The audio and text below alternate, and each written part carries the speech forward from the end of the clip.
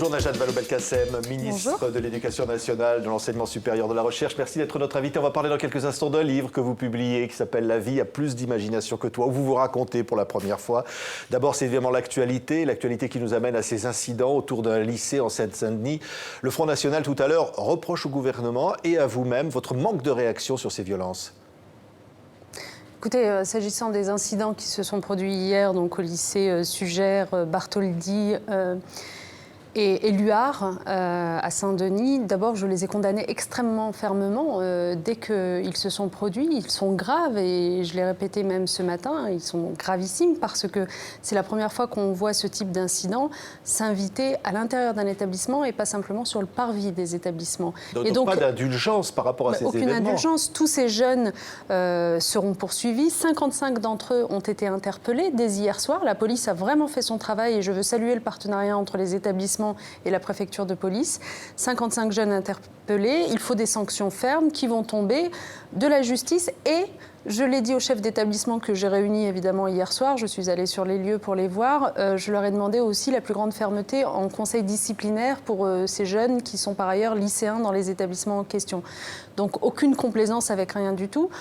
Pour le reste, si je peux me permettre, d'abord il y a une question de sécurisation des abords et des établissements, avec des travaux qu'on a demandés depuis un certain temps, qui sont en cours, des travaux qui sont de la compétence de la région Île-de-France, Madame Pécresse, qui s'est aussi exprimée. Donc il va falloir que ces travaux aillent un peu plus vite sur certains endroits.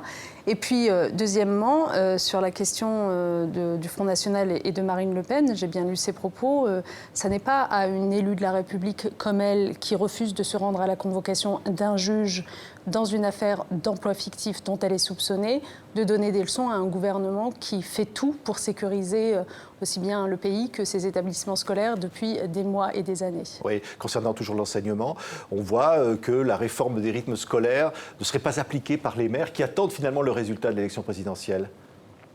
Mais la réforme des rythmes scolaires, vous savez, ça a été une réforme difficile. Vraiment, je reviens un instant là-dessus parce que repasser de 4 à 5 jours de classe par semaine, puisque la droite auparavant avait réduit à 4 jours le temps d'enseignement, eh bien ça a nécessité des efforts de la part de tout le monde. En plus d'avoir plus de temps pour apprendre, les enfants, grâce à cette réforme, bénéficient désormais d'activités périscolaires, de sport, culture, loisirs, et c'est une chance. Auparavant, il y avait seulement 25% d'élèves qui avaient des activités périscolaires à côté de l'école. Oui. Aujourd'hui, il y a 75% d'élèves qui en bénéficient. Je peux vous dire que c'est essentiellement les classes populaires et les classes moyennes qui y ont gagné. Si demain, cette réforme des rythmes scolaires était remise en question, si on laissait ce qu'on voit d'ailleurs dans les programmes de différents candidats. Oui, y compris le choix donné aux maires pour savoir si on l'applique ou pas. C'est ce que dit Emmanuel Macron. Oui, ça veut dire que d'une ville à une autre, les enfants n'auront pas le même temps d'enseignement pour les fameux fondamentaux dont tout le monde parle, lire, écrire, compter.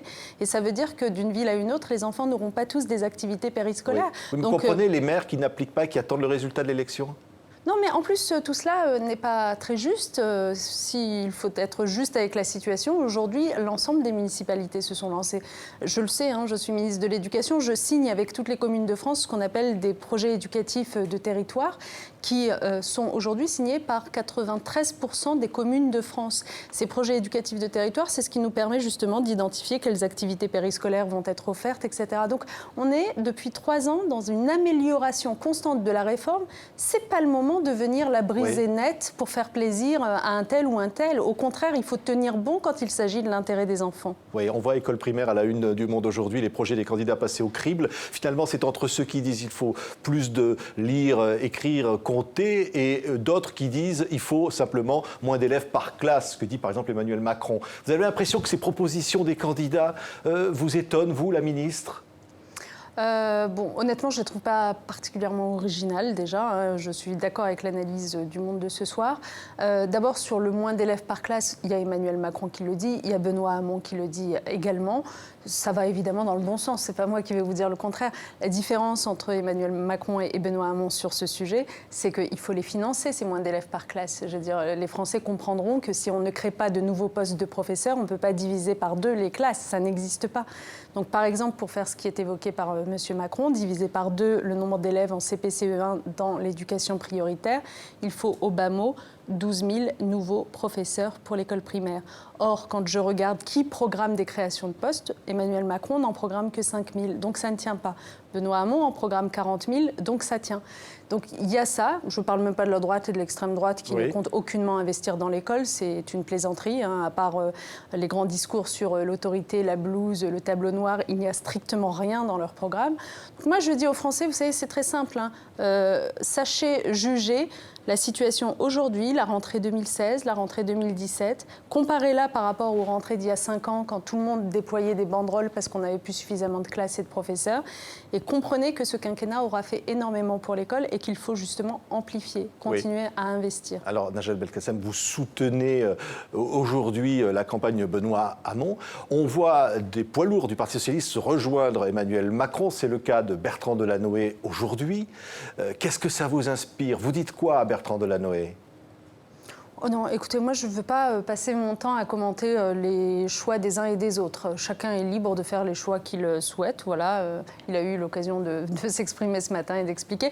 Pour ce qui me concerne, ce qui m'intéresse dans cette campagne, au fond, au-delà des hommes, je suis désolée, moi, j'ai jamais cru en l'homme providentiel, ni même en la femme providentielle. Donc ce qui m'intéresse, c'est les projets, c'est les valeurs, c'est les idées qui sont défendues. Et plus exactement, comme femme de gauche, ce qui m'intéresse, c'est de regarder qui, sur toute la palette, va le mieux défendre les classes populaires et les classes moyennes. C'est-à-dire qui va vraiment bousculer les choses pour qu'on garantisse une véritable égalité des chances, par exemple, pour les enfants des classes populaires et moyennes par rapport aux autres. Qui va bousculer les choses pour qu'on aide véritablement les jeunes à sortir du chômage. Et aujourd'hui, je trouve que ces questions-là sont mieux traitées dans le programme de Benoît Hamon que dans les autres. Et c'est pour ça que je le soutiens. Alors aujourd'hui, c'est la journée internationale de la femme. Vous avez mis votre nom à une loi et vous en parlez dans ce livre importante pour l'égalité homme-femme. Vous avez le sentiment, Najat Vallaud-Belkacem, qu'il y a encore beaucoup à faire sur cette question? Alors, je pense qu'au terme de ces 5 années, même si ce n'est pas tout à fait fini, mais enfin le quinquennat se termine, on va dire, il y a quand même beaucoup de choses qui ont été faites, honnêtement. Il faut se rendre compte de ce qu'avant 2012, on n'avait pas eu de ministère des droits des femmes plein et entier depuis 26 ans. Donc, on a eu un ministère de retour. Ce qui a engagé derrière un certain nombre de changements. Cette loi dont vous parlez, c'est celle qui prévoit par exemple que le congé parental peut être mieux partagé entre hommes et femmes.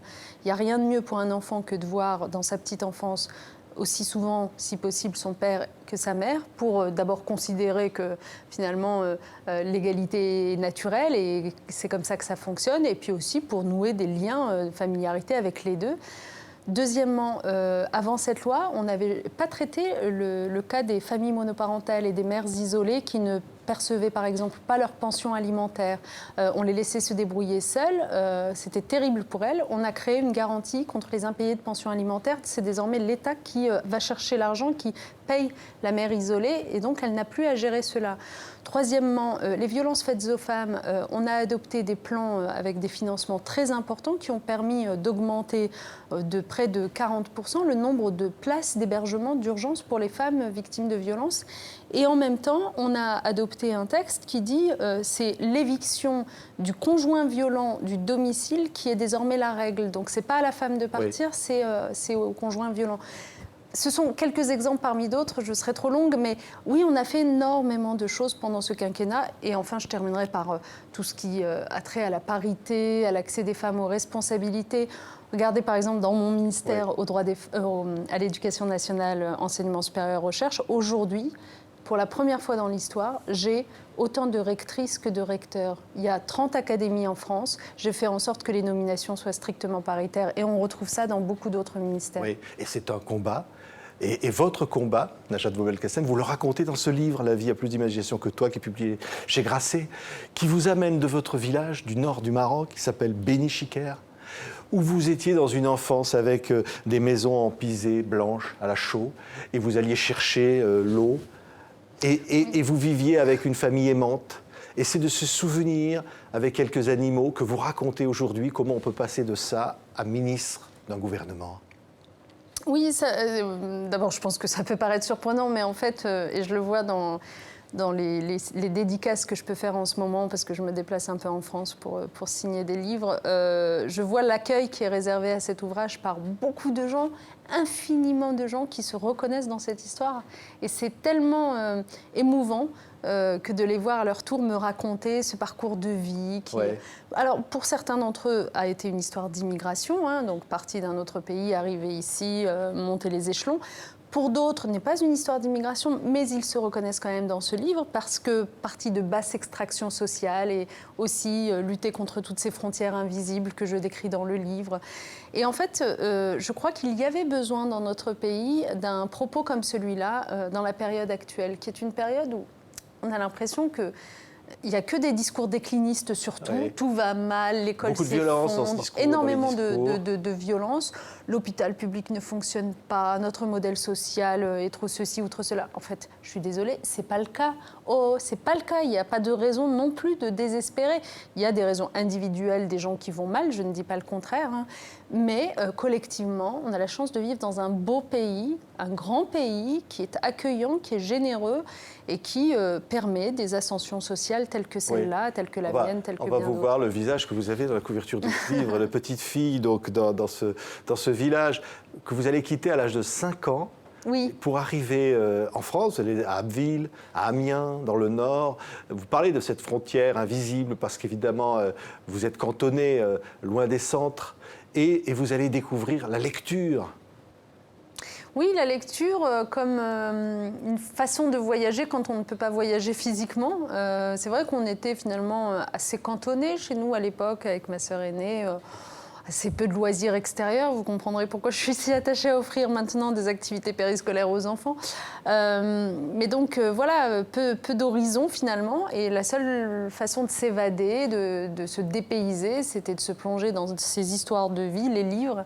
Oui. Et ça a été notre meilleur compagnon pendant des années et des années, et en même temps, en plus de nous faire voyager, je pense que c'est aussi ce qui nous a fait rêver d'autres vies, fait rêver de monter les échelons. Oui, alors vous avez des passages émouvants, quand comment votre maman va apprendre le français un jour, et vous sentez dans ses yeux cette fierté, c'est qu'au fond, c'est s'en sortir, mériter cette place d'être là. Oui, et en même temps, ce que je voulais dire par cette anecdote, donc de ma maman qui est présente sur le territoire français depuis des décennies et qui pourtant ne maîtrise pas tout à fait bien le français parce qu'elle n'a jamais eu l'occasion de l'apprendre, tout simplement. Et donc le fait que sur le tard, à plus de 50 ans, elle se mette à prendre des cours de français, c'est vrai que c'est assez extraordinaire. Là encore, je pense que ça parlera à beaucoup de gens qui ont vécu la même chose. Ce que je voulais dire aussi par là, c'est qu'il faut arrêter avec les discours univoques et caricaturaux. Je veux dire, on peut ne pas parler parfaitement la langue française et pour autant aimer la France et vibrer à la Marseillaise et être reconnaissant à la France de ses valeurs, de cette République, etc.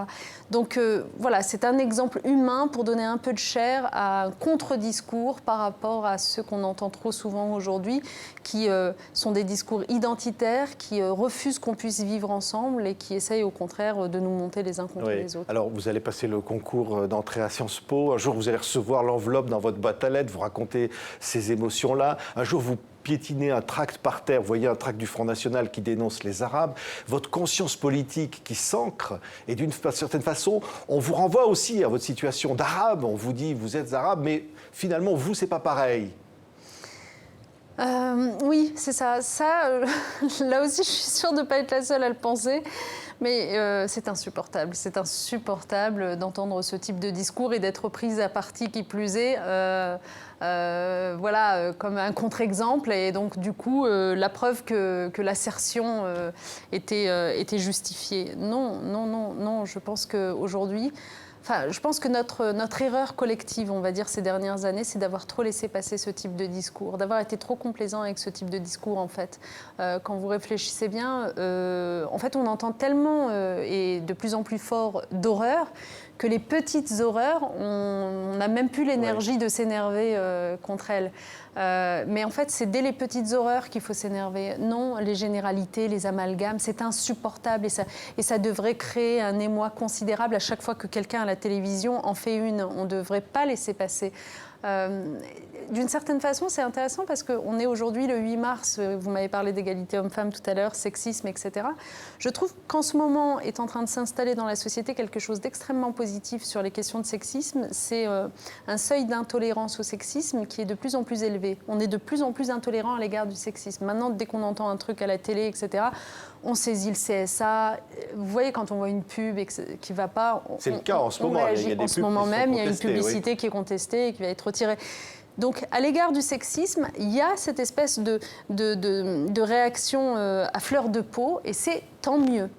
Eh ben, je crois qu'à l'égard de tout ce qui est racisme et de tout ce qui est, de manière générale, xénophobie, j'ai l'impression qu'on l'a plus, cette réaction à fleur de peau, et je voudrais qu'on renoue avec elle, et je voudrais qu'on laisse plus passer tout ça, parce que c'est chacun de ces petits propos qui, à la fin, légitime le Front National. Oui.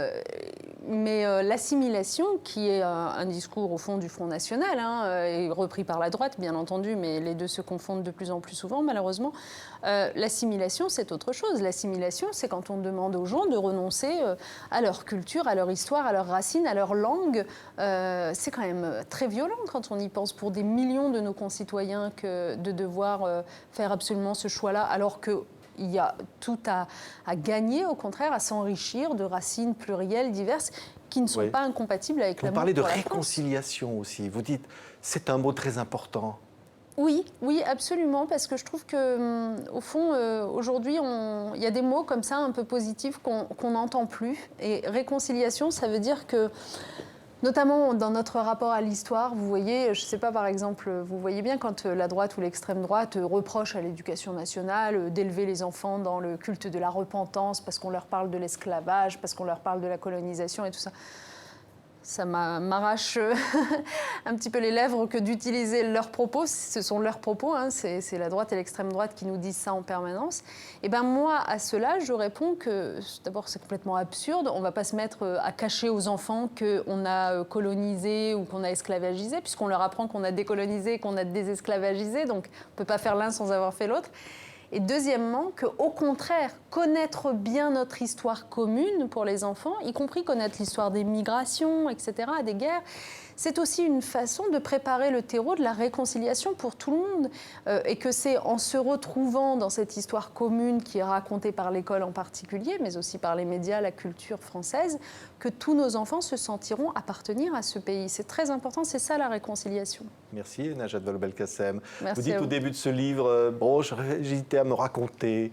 Hein. C'est un petit peu finalement ce que disait votre papa qui vous disait, il faut rester discret. Hein, oui, il ne faut pas se faire remarquer. Mais là encore, je suis sûre que je ne suis pas la seule à avoir vécu ça. Oui. C'est vrai, on n'en parle pas assez, mais il y a quelque chose de terriblement émouvant chez ces parents de l'immigration qui sont venus quasiment sur la pointe des pieds en essayant de ne pas se faire remarquer. Votre papa qui était ouvrier dans le bâtiment. Hein. Bien sûr, mon père qui était ouvrier dans le bâtiment, ma maman qui était femme au foyer. Il faut dire qu'on a été une fratrie de 7 enfants in fine. Donc en essayant de ne pas se faire remarquer, d'être le plus paisible possible, quasiment de raser les murs. Il y a quelque chose de, voilà, oui, d'émouvant, de touchant. Et tout ça, pourquoi ? Tout ça, pourquoi on a quitté ses racines, sa terre, son histoire, sa famille ? Pourquoi on se fait discret ? Parce qu'on veut que ses enfants vivent mieux que soi-même. Et je trouve que cette aspiration-là, elle est belle, elle est noble, il faut la respecter, il faut l'accompagner, il faut arrêter de stigmatiser ces populations. Oui, la vie a plus d'imagination que vous. Oui. C'est vrai ? Que nous tous, honnêtement. Oui. Je suis sûre que si vous regardez dans votre propre vie, vous verrez que c'est le cas aussi. Merci, Najat Vallaud-Belkacem. La vie a plus d'imagination que toi, a publié chez Grasset, donc votre récit. Merci d'avoir été avec nous. C'est gentil.